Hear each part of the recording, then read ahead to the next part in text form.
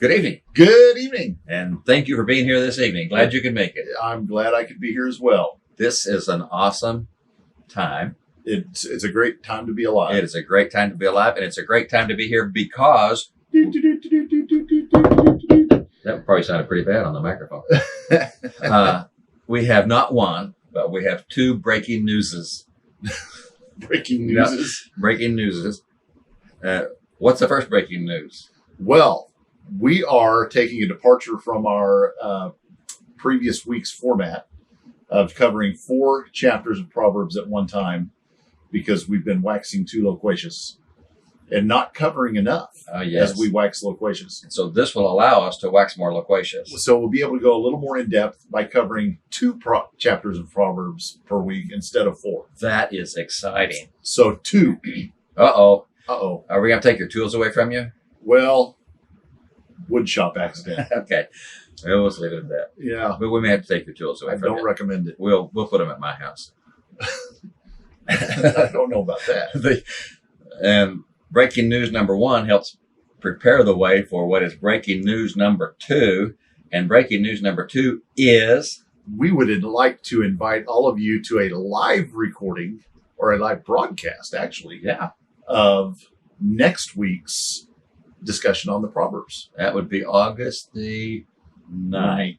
August 9th. 5:30. We're going live, baby. 700 East Avenue A, McPherson, Kansas, USA. That's right.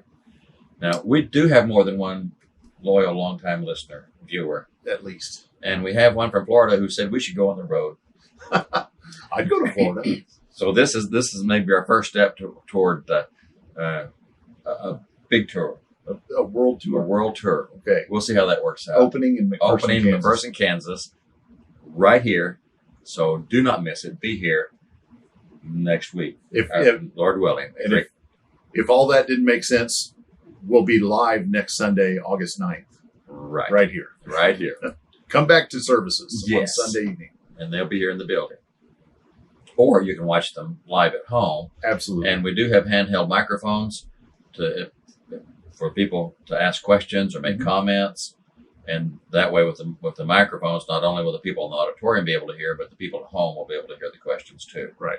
And so we're trying to set it up where it benefits the people at home as well as the ones who are physically in the building. Right. I've been wanting to mention that some of these same concepts occur other places in the Bible. We pointed to some passages in Job a little while back that say some things that are similar to what we're seeing in the Proverbs. And the same thing is true in some of the Psalms.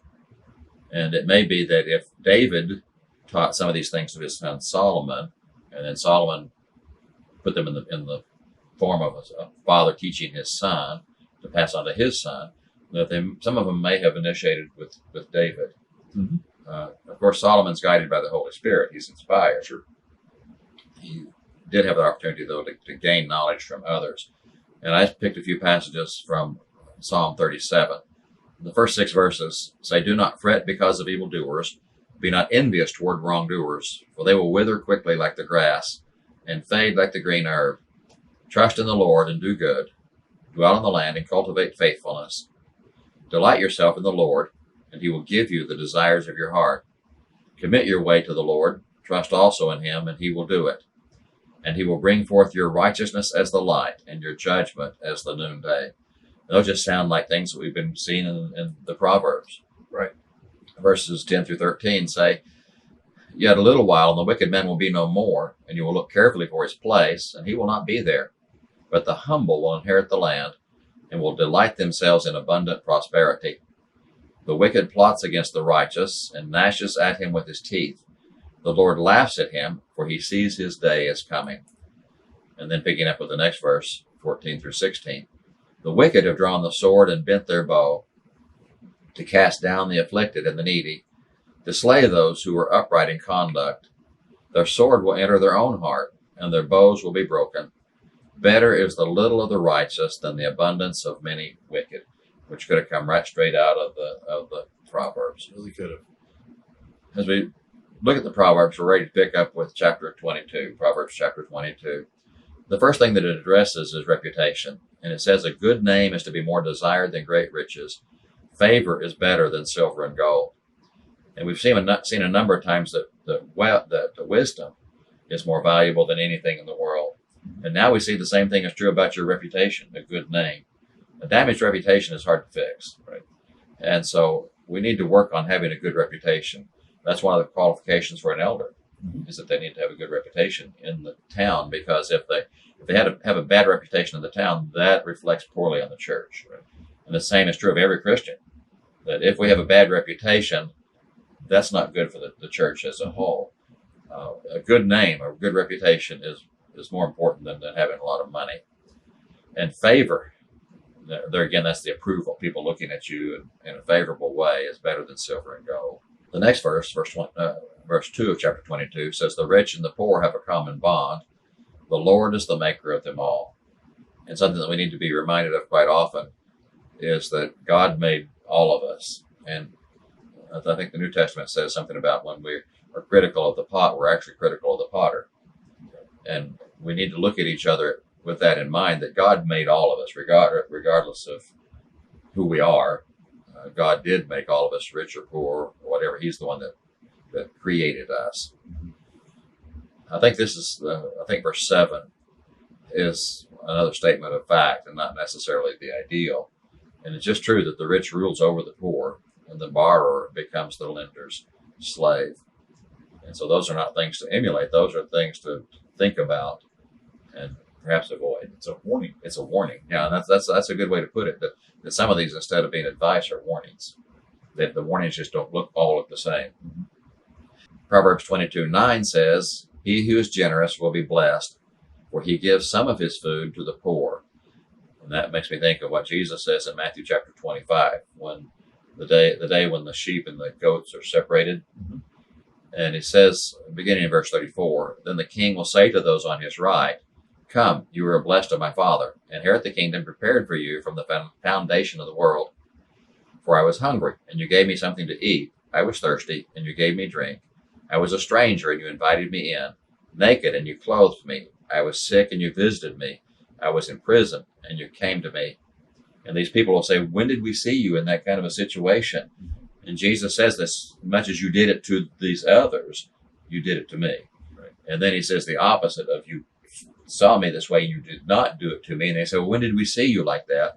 And he said, you did not do it to them, and so you did not do it to me. Chapter 22, verse 16, it says, he who oppresses the poor to make much for himself, or who gives to the rich, will only come to poverty. And so if we slight the poor or favor the rich, neither one is going to help us out.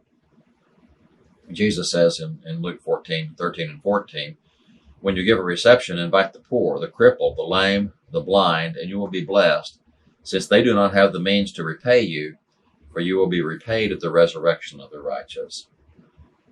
James chapter 2 talks about people who show favoritism to someone just because they're rich, or disdain towards someone just because they're poor. And it says from verses 2 to 4, if a man comes into your assembly with a gold ring and dressed in fine clothes, and there also comes in a poor man in dirty clothes, and you pay special attention to the one who is wearing the fine clothes, and say, you sit here in a good place, and you say to the poor man, you stand over there, or sit down by my footstool, have you not made distinctions among yourselves, and become judges with evil motives?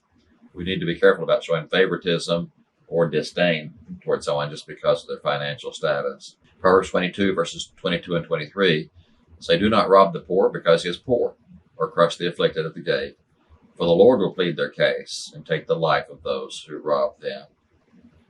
Back in verse 3, it says, the prudent sees the evil and hides himself, but the naive go on and are punished for it.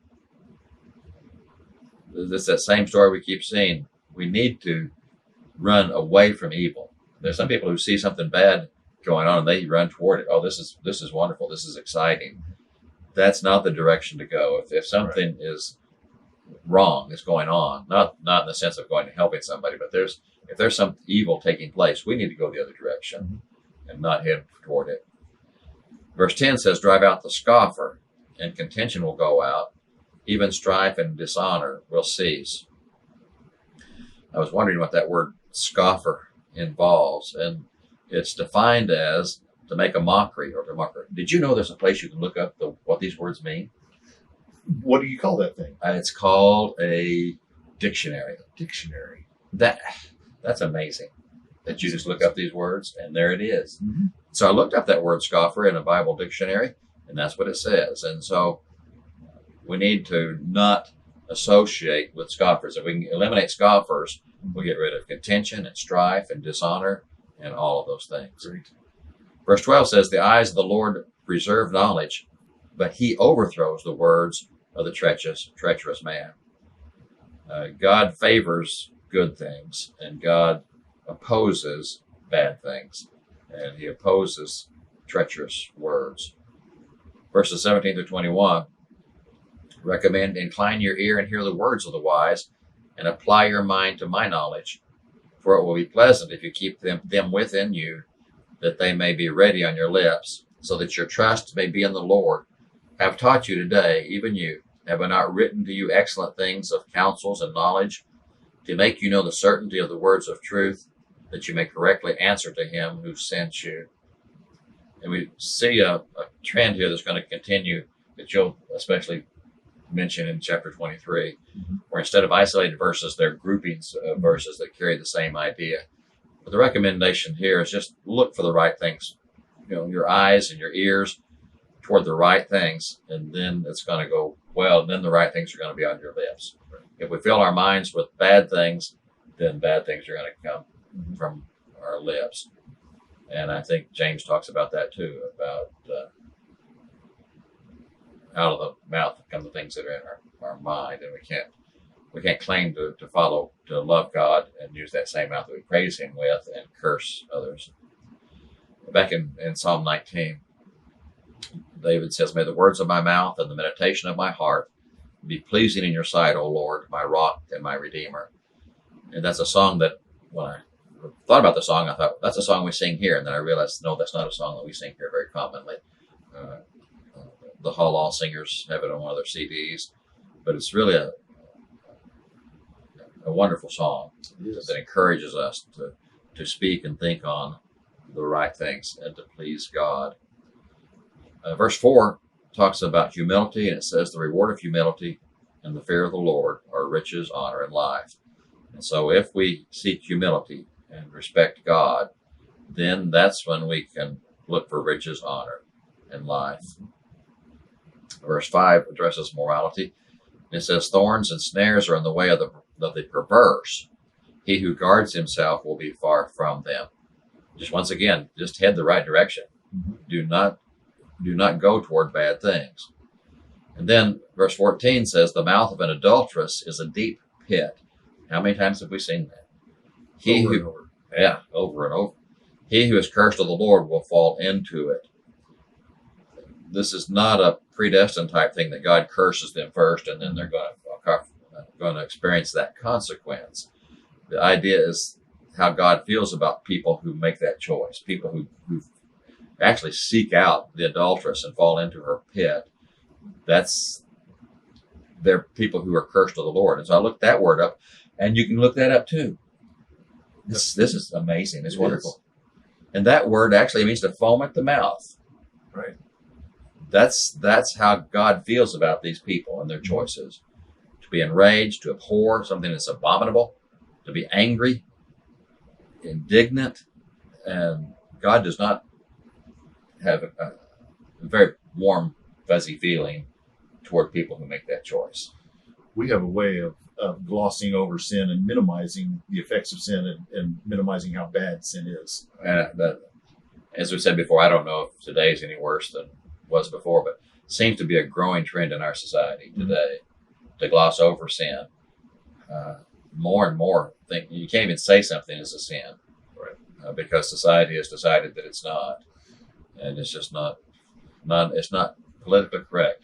Well, it seems that there was a day when decent folks would try to hide their sins and would try to keep those things in the closet, as it were, or keep those hidden away from society. But now people flaunt them. They do. They take pride in what they've done. They do, and that's the dangerous part, that they don't even know how to blush, as the Bible says. Jeremiah, I was just thinking that. Verse 6 talks about the family. It says, train up a child in the way he should go. Even when he is old, he will not depart from it. The common wisdom, I think, often revolves around age 5, that by age 5 that we're pretty much fixed as far as who we're going to be. In fact, Aristotle said, give me a child until he is 7, and I will show you the man, which is just an interesting observation about that's just the way it is. Mm-hmm. If I can take control of a child till about age 7, I've pretty much determined who he's going to be. That's interesting, but this is scary. Lenin said, give us the child for 8 years, and it will be a Bolshevik forever. And that's frightening. Mm-hmm. And that's scary because there are trends in our country today, too, to eliminate the nuclear family, the Western family, right, and replace it with, we'll train them for you. Right. And what they train them for us is not what we want. Mm-hmm. I'm afraid this is a battle that we lost a generation or two ago when they started doing things like Saturday morning children's cartoons that gave evolution as an accepted fact. This is millions and billions of years old. So right, at least a generation or two of children have grown up at this age, mm-hmm, being told that that is just a fact. right. And so they're fixed on that idea, and it's awfully hard to convince them otherwise.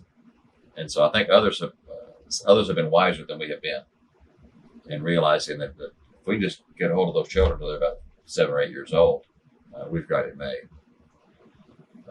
Proverbs 22:15 says, foolishness is bound up in the heart of a child. The rod of discipline will remove it far from him. And you're going to have some more to say about this in just a little bit, but discipline has become such a bad concept in our society, mm-hmm, that we don't like discipline of any age. Right. And that's created some obstacles, I think, that you're going to address a little bit later. Verse 8 talks about work, or the work ethic. He who sows iniquity will reap vanity, and the rod of his fury will perish. And this may not be so much about physical work as it is about just our attitude. If we're going around spreading iniquity, we're going to get bad things. He says that the rod of his fury will perish. And I wondered about that too. So I was looking at that. And that means that God is going to, someone who just goes around causing trouble, God will eventually stop them. And that rod of his fury is someone who uses authority in a bad way to go around beating people over the head. And in Isaiah 14, it's talking about Babylon. It's obvious that God uses these foreign kings throughout the Old Testament. The Babylonians, the Medes, and the Persians. God uses them, but they are accountable to God for how they do what he has set them out to do. Right. And that's true of all of us. God may use us for something, but we are still accountable on an individual basis. That passage in Isaiah says, and it will be in the day when the Lord gives you rest from your pain and turmoil and harsh service in which you have been enslaved, that you will take up this taunt against the king of Babylon and say how the oppressor has ceased and how fury has ceased. The Lord has broken the staff of the wicked, the scepter of rulers, which used to strike the peoples in fury with unceasing strokes, which subdued the nations in anger with unrestrained persecution. The whole earth is at rest and is quiet. They break forth into shouts of joy. Proverbs 22:13 says, the sluggard says, there's a lion outside. I shall be slain in the streets. Reminds me of a story I read about a man in Naples who worked for the garbage collection. And the police came and hauled him off one day because he had been employed for 2 years, drawn a check for 2 years, and never gone to work one day. And his mother was chasing them as they were hauling him off and saying, he can't go out in the streets. It's dangerous out there. And so he collected his salary, but it was too dangerous to go to work. That's pretty lazy, I think. I think so. To say. There's one thing if you do have a dangerous job where there are dangers. There's another thing to manufacture dangers so that you don't have to work. Can you imagine what would happen if the policemen who get up every day would actually take into consideration what might happen that day? When they put on their uniforms every day, they do not know if they're coming home. Yet they get up day after day after day, and go to work to protect us. And we have to appreciate that they're the opposite of this, because they go out knowing there's a lion in the street. Right. And they do everything they can to keep that lion from reaching us.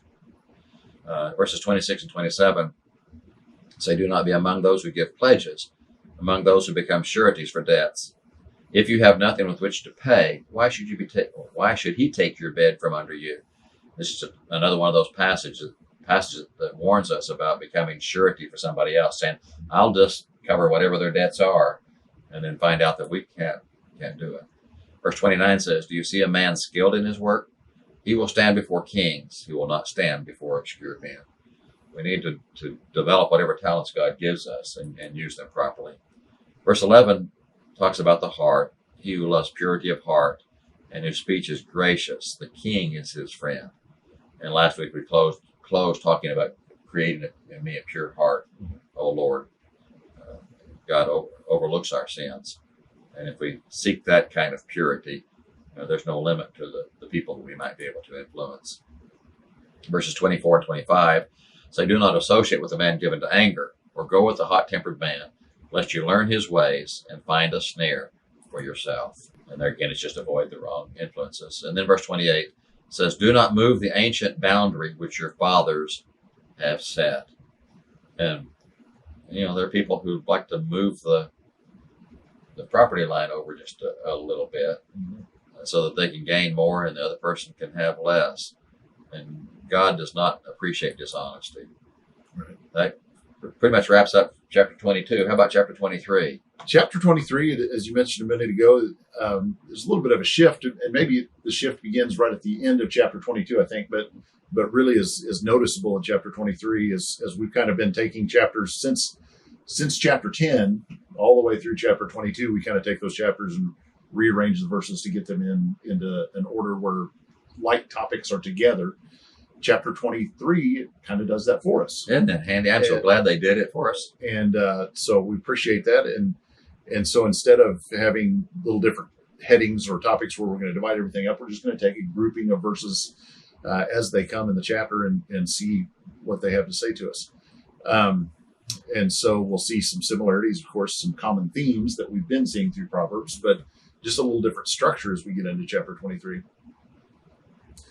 So first we'll start with the first three verses. It says, when you sit down to dine with a ruler, consider carefully what is before you, and put a knife to your throat if you are a man of great appetite. Do not desire his delicacies, for it is deceptive food. And one thing we'll notice through most of chapter 23, not all of it, but many of these sections have a don't do this and a do this section or statement. And some of them have one or the other, and we'll see one or two exceptions to that. But for the most part, those natural divisions in the chapter have the don't do this and the do this. So under this section, we could maybe summarize by saying, don't do this. Don't desire the king's delicacies. The king is the king, and his stuff is his stuff. And he lives a different lifestyle than we live, and he has different authority, different everything than what we have. And if we put too much emphasis on trying to get what the king has, then that can be like trying to usurp his throne or trying to take from him. Instead, what we should do is this: we should consider carefully what is before you. And it's interesting that the New American Standard phrases it that way: consider carefully what is before you. But the way the American Standard and some of the older translations, King James and those translated, makes it more of an emphasis on consider who is before you. So instead of saying, what is spread out on the table before you and the delicacies that the king has, instead put your focus on who is before you. The king is before you, and be more concerned with the king than you are his accoutrements and his things that he is providing for you. And the bottom line is, it's best not to make a fool of oneself before the king. It's better to put a knife to your own throat than to offend the king or to cause an embarrassment to the king. Right. So our next section here, verses 4 and 5, do not weary yourself to gain wealth. Cease from your consideration of it. When you set your eyes on it, it is gone. For wealth certainly makes itself wings, like an eagle that flies toward the heavens. How many times have we seen in the Proverbs warnings about wealth? And the don't do this here is don't make wealth your focus. That's not what life is about. Life is not about the accumulation of stuff. And instead, what we should do is cease pursuing wealth. Rather, we should pursue righteousness. And I think one of the passages that you just had in chapter 22 basically said that, if we're following God, if we're pursuing Him and fearing Him, that one of the things that would be take care of itself is riches or possessions. So we need to remember then that wealth is fleeting and circumstantial, and that wisdom is permanent. And we shouldn't put our trust and our focus on wealth. We should put our trust and focus on wisdom and attaining that. Our next section there begins with verse 6. Do not eat the bread of a selfish man or desire his delicacies, for as he thinks within himself, so he is. He says to you, eat and drink, but his heart is not with you.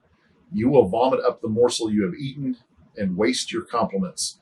So this is one of those sections that has a don't do this. It says, don't eat the bread of a selfish man or desire what he has. And then it doesn't really have a positive statement for us, but it has a warning there about why we shouldn't be desiring what the selfish man can provide for us. His generosity is insincere. If he's selfish, he doesn't really want to share with you. Even if he does end up sharing with you or end up providing you with something, he's not happy about it. And your appreciation and your thanks and your compliments are going to fall on deaf ears. They're going to be wasted because it's not going to become a repeatable pattern here. He's not going to continue sharing with you if he is genuinely a selfish person. So it's just kind of one of those warnings about who we associate with and how we esteem people. We might take somebody that has, given us something or done something for us and esteem that person. But if they're really a selfish person, they're not worthy of our esteem anyway. So be careful who you associate with. Verse 9 kind of stands alone. It's one of the few in this chapter that does stand by itself. Verse 9 says, do not speak in the hearing of a fool, for he will despise the wisdom of your words. Has a don't do this. Don't try to instruct a fool. And one of the things that we made a distinction about early on in our study of Proverbs is that there are hierarchies of the evil or the wrongdoer, the fool in the book of Proverbs. And the most basic of that category would be the naive, the simple, somebody who just doesn't know any better. But then it progresses up to one who is a fool, one who is actively pursuing evil in this life. And so that's the person we're not supposed to try to instruct. You might look back and say, well, all through the book, wisdom is trying to instruct the naive and the simple, and we should try to instruct those people. We should try to win them over to the side of wisdom. But once someone has committed themselves to a life of evil, to a life of pursuing what is wrong, then it becomes a waste of time. I think Romans chapter 1, God talks about that when he says he gives them over to a reprobate mind. Yeah.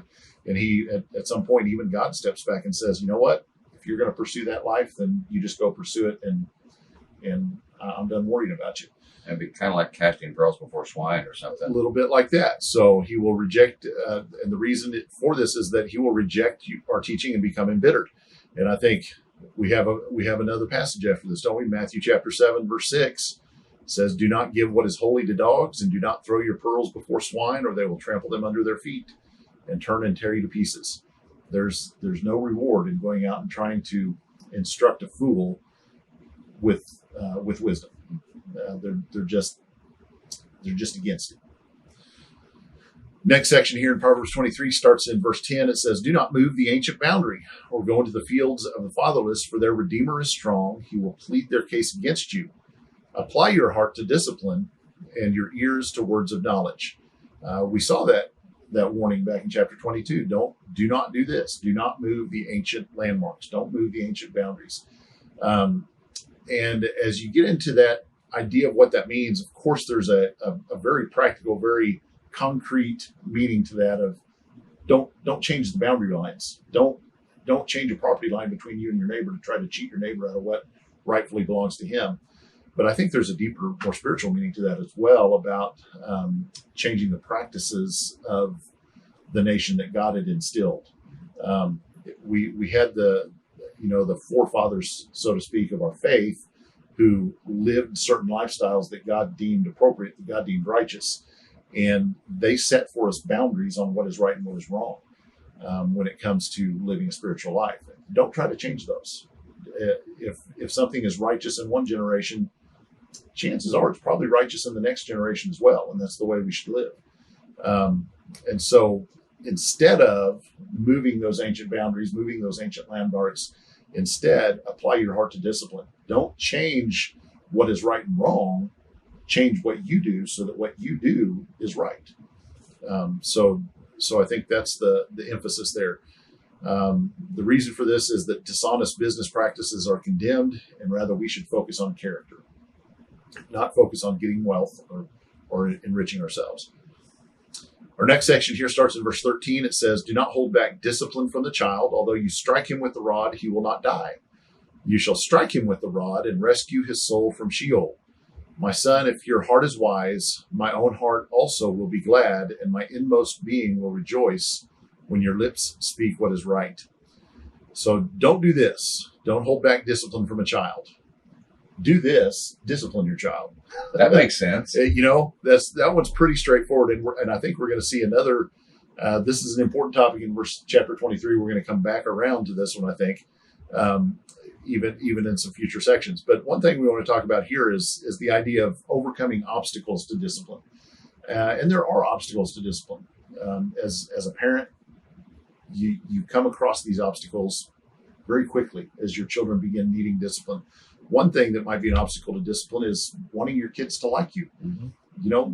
My kids are mad at me when I discipline them, or they sometimes say hurtful things if I discipline them, or they disagree with what I'm doing to discipline, those kind of things. And sometimes it's easier just to give your kid what they want, because it makes for smooth sailing in the moment, even though you're not thinking about what the future consequences will be.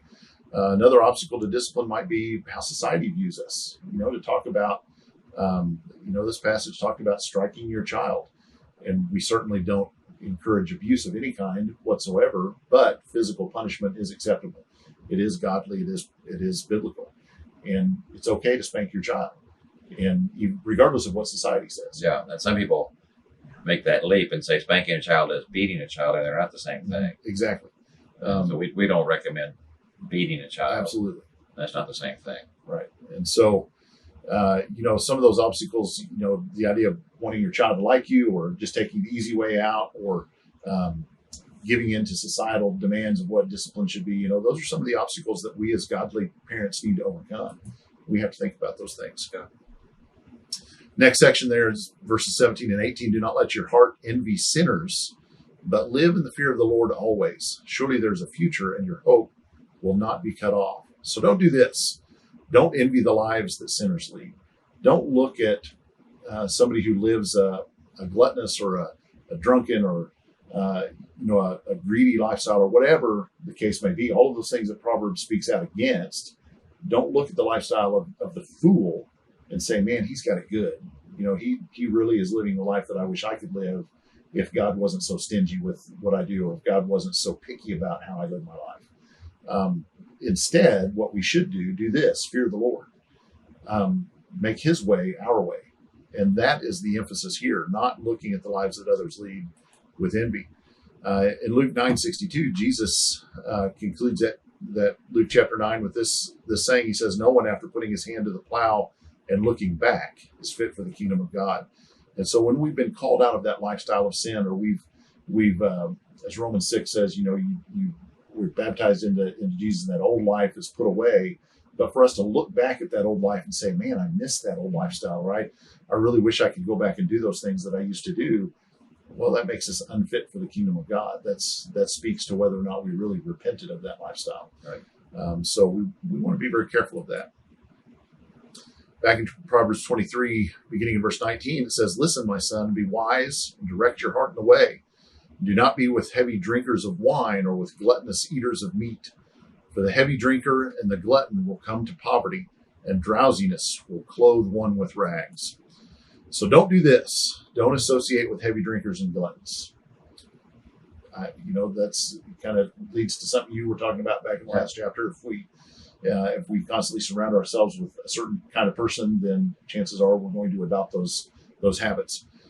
Instead, what we should do is listen and be wise. So think about the lifestyle of the gluttonous or the drinker, and how they get to that point.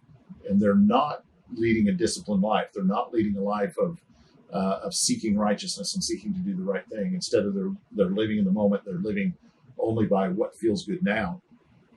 And so the warning for us then is that those living undisciplined lifestyles should be avoided, lest we follow their example. So those who live those undisciplined lifestyles live with disregard to the things that God has taught and is trying to establish by means of wisdom for us. And we don't want to follow that lifestyle. So if we associate with people who follow that undisciplined lifestyle, chances are we'll go along with them at some point. Back to chapter 23, verse 22. This time, listen to your father who begot you, and do not despise your mother when she is old. Buy truth and do not sell it. Get wisdom and instruction and understanding. The father of the righteous will greatly rejoice, and he who sires a son will be glad in him. Let your father and your mother be glad, and let her rejoice who gave birth to you. I like that first part of verse 23. Yeah. Buy truth and do not sell. I do. That's a good one. So don't do this. Don't despise your mother, and don't abandon the truth. And we see a little bit of a play back and forth here. You know, he talks about the relationship between husband or mother and father, husband and wife. And we realize that they work together. So it's not that he's not putting the mother on the negative side on purpose here, but they're working as a team. They're both instructing in righteousness. And so we don't want to despise the righteous instruction that our mother gives us. And if she has given us righteous instruction, then that is truth. And we don't want to abandon it. We don't want to sell it. We don't want to trade it in for something else. And so what we should do then is listen to our father and our mother as they are instructing us in righteousness. We should pursue truth, wisdom, instruction, and understanding. All of those things that are listed in that passage as things that we should be chasing after and pursuing, because that's what mom and dad taught us to do. And the reason here, the thought behind it is acquiring wisdom is a lifelong pursuit. We must ever be vigilant. It's not enough, as we think about Proverbs being that, father-son teaching, as we've seen all throughout. It's not enough when that son hits the age of maturity where he leaves his father's house and he's out on his own. He's listened to everything his father said, and now he's wise and he never has to learn anything else again. No, what his father has done for him, if the child is listening, is he has set him up to be a lifelong pursuer of wisdom. And that's what we want to be. We want to continue pursuing wisdom forever. Back to chapter 23, verse 26. Give me your heart, my son, and let your eyes delight in my ways. For a harlot is a deep pit, an adulterous woman is a narrow well. Surely she lurks as a robber and increases the faithless among men. So this one didn't have a don't do this section, but it had a do this. It says protect your heart. And again, that father has been instructing his son. Think of the time that the father has invested in his son, a lifetime of teaching and instruction going into the son. And he's saying, protect that. Don't throw that away in a moment of temptation. Hang on to it because of the value that it represents, the lifetime of warning. And we've seen these graphic warnings before in the book of Proverbs. All throughout, we see that foolishness and the adulterous woman kind of painted as the embodiment of that foolish lifestyle that the father's warned against all throughout. All right, verse 29 through the end of the chapter then brings us to our last section, and it's the longest section that we'll look at, 6 or 7 verses, I think. But it says, who has woe? Who has sorrow? Who has contentions? Who has complaining? Who has wounds without cause? Who has redness of eyes? Those who linger long over wine, those who go to taste mixed wine.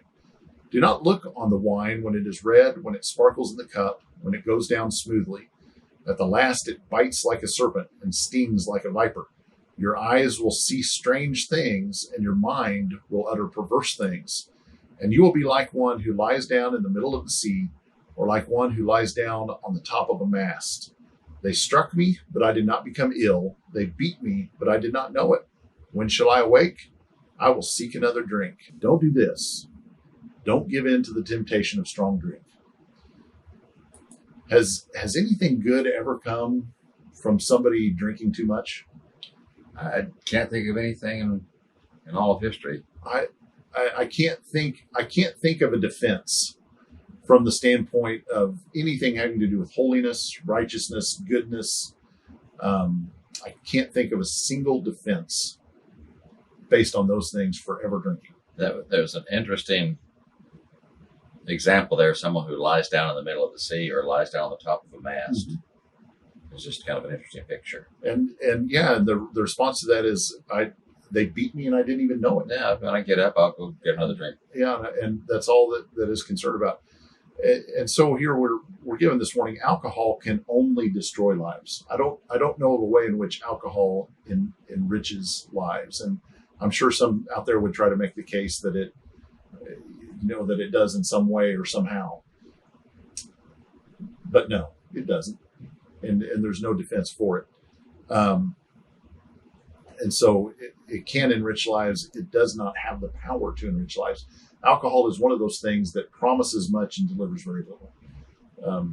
It just can't do for us what it promises it will do. So, we have some questions. Always some questions. What things are better than great riches? What about? I mean, we've seen wisdom, but in tonight's lesson, we've seen a couple of other things that are better than great riches. What's the reward of humility and the fear of the Lord? There's another passage that said this is the reward of humility and respecting God. And how does God feel about those who do not guard themselves from the mouth of the adulteress? That was a pretty graphic description about how God feels about those people. Right. What do the Proverbs teach us about training up children? And what are some of the obstacles to disciplining children the way that we should? Yeah. Why don't we do it? What does it mean to move the ancient boundary? Both the obvious meaning and perhaps a more in-depth spiritual meaning to that. Both of them are critical, I think, to God. Right. The physical and the spiritual. How permanent is wealth, and how permanent is wisdom? And one last question. Why should we not envy the lives of sinners? Good questions. Mm-hmm. So good teaching. Excellent questions. Excellent teaching from Proverbs. Yeah. And so next week, what's the situation? Oh boy, we're gonna now we have to revise our reading plan here a little bit. So what was it? We did 22 and 23 today. Yeah.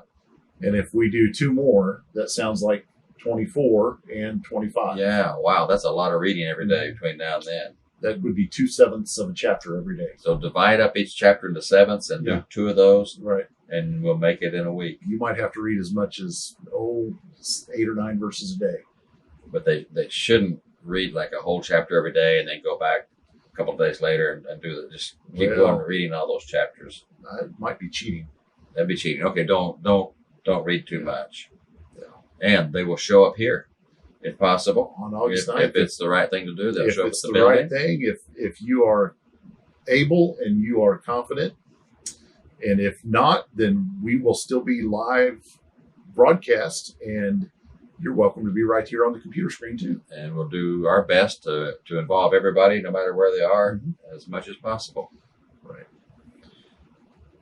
Look forward to it. I can't wait. I'll see you then. See you then. All right. Goodbye. Bye-bye.